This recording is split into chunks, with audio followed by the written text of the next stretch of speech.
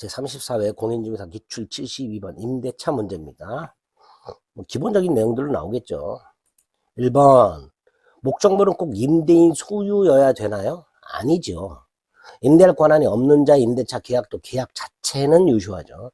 임대차 계약을 할 때 그 목적물이 반드시 임대인 소유이거나 임대인이 처분 권한 따위가 있을 필요는 없죠. 그래서 목적물에 처분 권한이 없어도 임대할 권한이 없어도 계약 자체는 유효하다 그랬습니다. 2번 지문이 문제인데요. 민법상 임대차에는 최단 존속기간도 규정이 없고 최장 존속기간도 규정이 없죠. 자, 여기서 문제가 되는 게 최장기간의 제한이 없어요.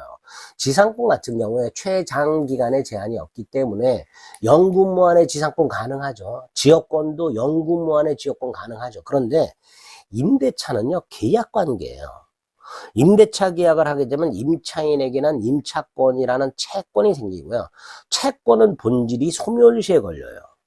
따라서 영구무한의 임대차는 불가능하다는 게 학자들의 태도입니다. 영구무한의 임대차는 불가능하다. 근데 이거에 대한 대법원 판례는 없었어요. 없었는데 최근에 대법원이 계약을 영구무한으로 하는 걸 굳이 불허할 이유는 없다.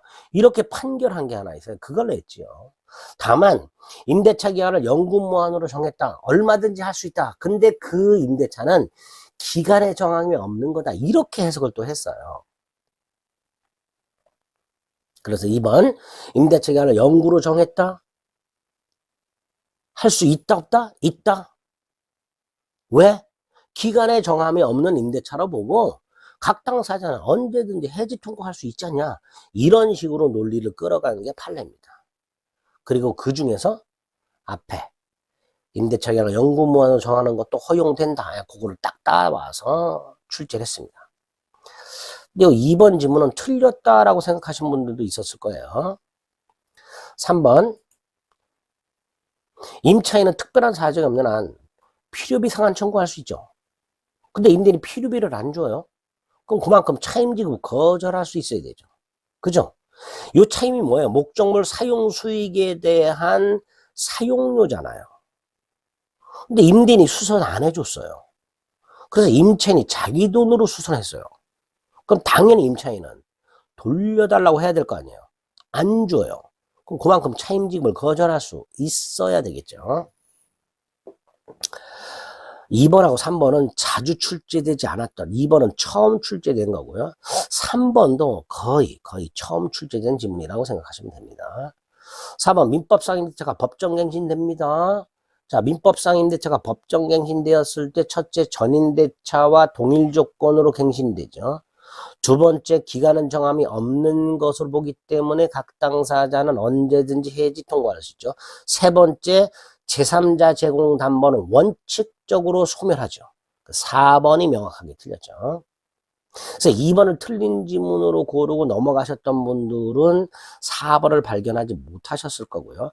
2번이 아리까리해. 그래서 쭉쭉쭉 넘어갔던 분들은 4번이 분명하게 틀렸구나. 이렇게 명백하게 틀린 게 있으면요. 2번 같은 걸로 고민하시면 안 돼요. 아시겠죠? 4번이 틀린 지문이고요. 자, 5번은 임차인의 원상회복 의무가 있죠. 자, 이 5번 지문도 거의 처음 출제된 거라고 생각하시면 돼요. 자, 임차인의 원상회복 의무 중에 이런 판례가 하나 있어요. 임차인이 건물에서 영업을 하고 있었는데 그 건물을 비워요. 그럼 다른 사람이 와서 영업을 해야 될 거 아니에요. 따라서 그 건물을 다른 사람이 들어와서 영업을 할 수 있었던 상태. 그게 원상회복의 내용이라는 거죠. 결국 폐업 신고 절차까지 이행해야 된다. 요게 원상회복 의무에 포함이 된다라고 판결한 게 있어요. 결국 임차인의 원상회복 의무에는 임대인이 임대 당시에 그 부동산 용도에 맞게, 임대 당시 용도에 맞게 다시 사용할 수 있도록 협력하는 의무 중에 하나가 뭐다? 폐업 신고 절차 이행 의무. 이것도 포함이 된다라고 판결한 게 있습니다. 거기서 나왔던 문구예요.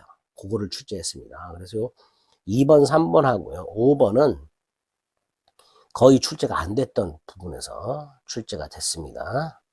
물론 답은 우리가 이렇게 4번에서 고를 수 있어야만 되죠.